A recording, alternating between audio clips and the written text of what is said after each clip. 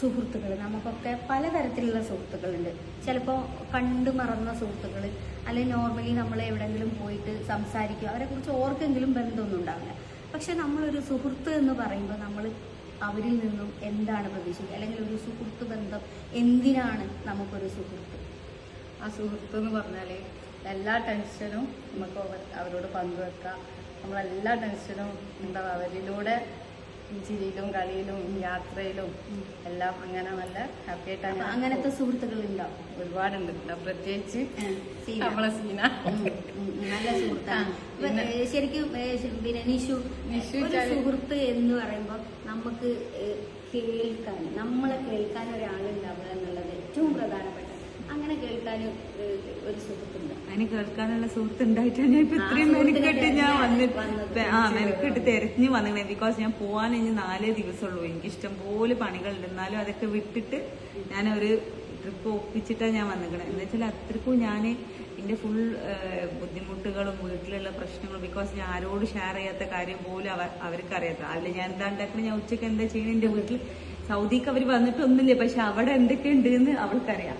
ഇവിടെ അവളെ വീട്ടിൽ എന്തൊക്കെ ഉണ്ട് എന്ന് എനിക്കറിയാം. ബിക്കോസ് ഏത് സ്ട്രീറ്റിലാണ്, എവിടെ എന്തൊക്കെയുണ്ട്, അത്രക്കും ഞങ്ങൾ രാവിലെ തുടങ്ങിയാൽ എന്റെ പണി കഴിയണവരെ എന്നോട് സംസാരിക്കും, എന്റെ കോൺടാക്റ്റിലുണ്ടാവും. ബിക്കോസ് എന്തോ റിലീഫാണ്, സംസാരിക്കുമ്പോൾ റിലീഫാണ്. വീട്ടിൽ പ്രശ്നം ഉണ്ടായാലും ഹസ്ബൻഡിന്റെ പ്രശ്നം ഉണ്ടായാലും അപ്പം ഒരു ഹാപ്പിനെസ് കിട്ടും സംസാരിച്ച അന്നത്തെ ദിവസം. ശരിക്കും അതാണ് നമ്മളൊരു സുഹൃത്ത് എന്ന് പറയുമ്പോൾ, നമ്മളെ കേൾക്കുക, നമ്മൾ അതേപോലെ നമ്മളൊരു ലിസണറാവുക. നമ്മൾ പറയുന്നതോടൊപ്പം തന്നെ നമ്മളൊരു ലിസണറും കൂടി ആവണം. കാരണം എന്താ വെച്ചാൽ ഇപ്പൊ എനിക്ക് അറിയാവുന്ന, എനിക്ക് ഒരുപാട് അവസരങ്ങളൊക്കെ തന്ന് ഞാൻ ഒരുപാട് ബഹുമാനിക്കുക ആദരിക്കുകയൊക്കെ ചെയ്യുന്ന ഒരാൾ ഒട്ടും പ്രതീക്ഷിക്കാതെ, നമ്മൾ തീരെ സ്വപ്നത്തിൽ പോലും വിചാരിക്കാത്ത സമയത്ത് ആത്മഹത്യ ചെയ്യുന്നു.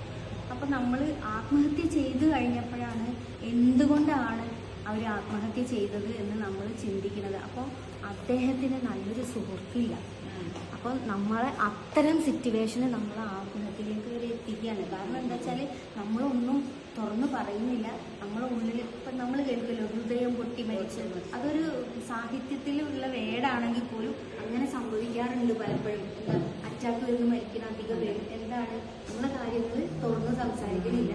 മാത്രമല്ല അത് പറയാൻ കഴിയാത്ത നിമിഷം, പറയാത്തതിൻ്റെ പ്രശ്നങ്ങളിലൂടെ നമ്മൾ സഞ്ചരിച്ചിട്ടാണ് നമ്മൾ ആത്മഹത്യയിലേക്ക് അല്ലെങ്കിൽ അറ്റാക്കിലേക്ക് വരുന്നത്. അപ്പം നമ്മൾ മാക്സിമം സന്തോഷിക്കുക, കിട്ടുന്ന അവസരങ്ങളൊക്കെ. നമ്മളെ സന്തോഷം മറ്റാരിലുമില്ല, നമ്മളിൽ തന്നെയാണ്. നമ്മളെ അത് കണ്ടെത്തണം. ഇന്നത്തെ യാത്ര തന്നെ എത്രത്തോളം ചിരിച്ചിട്ടോ കളിച്ചിട്ടോ നല്ല സൂപ്പറായിട്ട് ദിവസം അങ്ങനെ. അതെ, ഒരു യാത്ര ചെയ്യാന്ന് പറയുമ്പോൾ അത് വെറുതെ പോയി വരിക എന്നുള്ളതല്ല. അതിന്റെ ഇടയിൽ കുറച്ച് മെമ്മറീസ്, നല്ല മെമ്മറീസ് നമുക്ക് ഉണ്ടാവണം. ഈ യാത്രയിൽ അത് ഉണ്ടായി എന്നാണ് നമ്മളൊക്കെ വിശ്വാസം.